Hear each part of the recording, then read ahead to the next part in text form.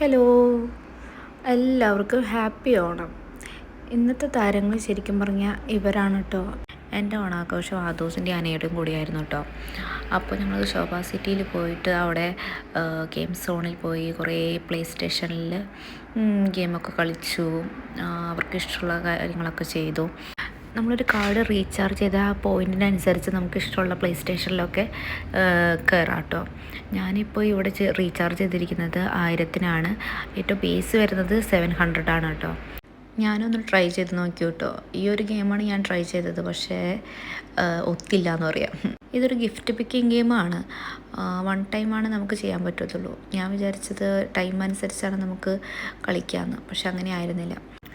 അനിയമോളുടെ case പറയുകയാണെങ്കിൽ ആദ്യം അവൾക്ക് ഒത്തിരി ആക്റ്റീവ് കുറവാണെങ്കിലും പിന്നെ കുട്ടികൾ വന്നപ്പോൾ ആൾ ഉഷാറായിട്ടോ, നന്നായിട്ട് കളിക്കുന്നുണ്ടായിരുന്നു. അതിൻ്റെ ഹാപ്പിയൊക്കെ നമുക്ക് അവളുടെ മുഖത്ത് കാണാൻ പറ്റും. പക്ഷെ ആദ്യം കയറിയപ്പോൾ വലിയ ഹാപ്പി ആയിരുന്നില്ല, കാര്യം ആരും ഉണ്ടായിരുന്നില്ല. പിന്നെ ചേട്ടൻ അതിൽ കയറിയില്ല. പിന്നെ ഒരു ഫ്ലൈറ്റിൽ കയറിയപ്പോൾ ആൾ ആദ്യം കാണിച്ച സന്തോഷം പിന്നെ കുറച്ച് നേരം കഴിഞ്ഞപ്പോൾ ആളുടെ മട്ട് മാറിയിട്ടോ. അവിടെ ചേട്ടൻ ഇരുന്ന് സപ്പോർട്ട് ചെയ്യുന്നുണ്ട്, ഇത്തിരി കൂടി ഉള്ളൂ.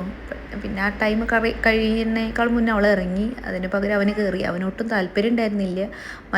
മനസ്സോടുകൂടിയാണ് അവന് ആ ഒരു റൈഡിൽ കയറിയത്. പിന്നെ രണ്ടുപേരും ഒരുമിച്ച് കയറുന്ന രീതിയിലുള്ള പ്ലേ സ്റ്റേഷനിൽ നോക്കി അതിലവൾ ഹാപ്പി ആയിട്ടോ.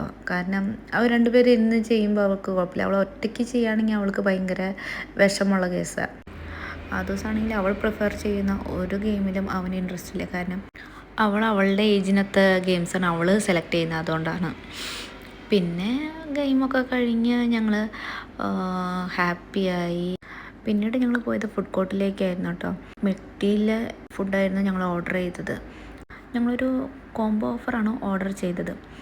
അവർക്ക് ബ്രോസ്റ്റഡ് ചിക്കൻ വളരെ ഇഷ്ടമുള്ള കാര്യമാണ്, അതുകൊണ്ട് ഞങ്ങൾ അത് ഓർഡർ ചെയ്തു. പിന്നെ ഞങ്ങൾ ഫുഡ് കഴിച്ചിരിക്കുന്ന സമയത്തായിരുന്നു അവിടുന്ന് കൊട്ടും കുരവയൊക്കെ ആയിട്ട് നമ്മുടെ മാവേലി വരുന്നത് കണ്ട്.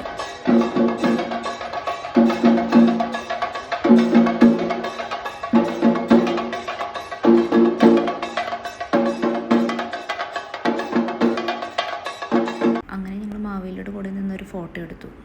അന്നത്തെ ദിവസം വളരെ തിരക്കുണ്ടായിരുന്നു കേട്ടോ. ഫുഡ് കോർട്ടിലൊക്കെ നല്ല തിരക്ക് തന്നെയായിരുന്നു. ചുമ്മാ കറങ്ങിക്കൊണ്ടിരിക്കുന്ന സമയത്തായിരുന്നു അപ്പൻ ഈ ഒരു ഷോപ്പ് കണ്ടത്.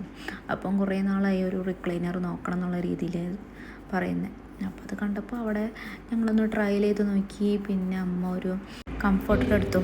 പോണ വഴിക്ക് ഞങ്ങളൊരു ചെറുതായിട്ട് മ്യൂസിക്കും കേട്ടു. അങ്ങനെ ഇന്നത്തെ പരിപാടികളൊക്കെ കഴിഞ്ഞു. വീഡിയോ ഇഷ്ടപ്പെട്ട